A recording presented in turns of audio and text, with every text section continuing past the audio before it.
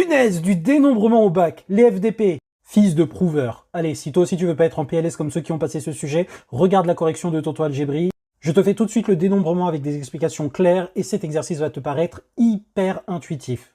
Je te laisse lire l'énoncé qui d'ailleurs est disponible sur APMEP en propre. Merci à eux, et moi j'attaque avec la question 1, déterminer le nombre de séquences possibles. Eh bien déjà, note que la longueur des mots, entre guillemets, est de 4. Et pour chacune des places, on a 64 caractères possibles. Ici j'en ai 64, ici j'en ai 64, etc. etc. Donc si ici j'en choisis un, bah pour la première possibilité, j'aurai par exemple petit a, grand A, etc. Toutes les possibilités, tu imagines bien que je ne vais pas toutes les lister.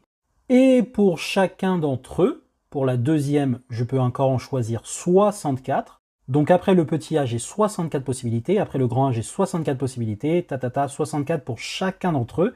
Ce qui me fait que j'ai 64 qui chacun ont 64 branches de possibilités.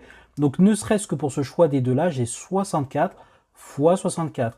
Et je reproduis le raisonnement au bout. J'ai 64 encore ici et 64. Donc j'ai tout simplement 64 fois 64 fois 64 fois 64.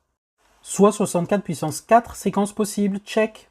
Et je précise pour relier ça au cours que c'est tout simplement le nombre de quadruplets dans un ensemble qui contient 64 éléments. Ou 4 listes. 4 listes et quadruplets, c'est pareil. Question 2, déterminer le nombre de séquences si l'on impose que les 4 caractères sont différents 2 à 2. Et bien là, on peut faire un peu le même raisonnement pour le voir intuitivement. Donc dans la première possibilité, je vais mettre tout ce que je peux choisir. Petit a, grand A, petit b, grand b, ta. Par contre, comme on veut que ce soit distinct 2 à 2, après ici, je vais choisir quelque chose qui va être distinct de ce que j'ai mis ici. Donc toutes les possibilités à partir de petit a, bah, ça va être tout ce que je peux mettre excepté petit a.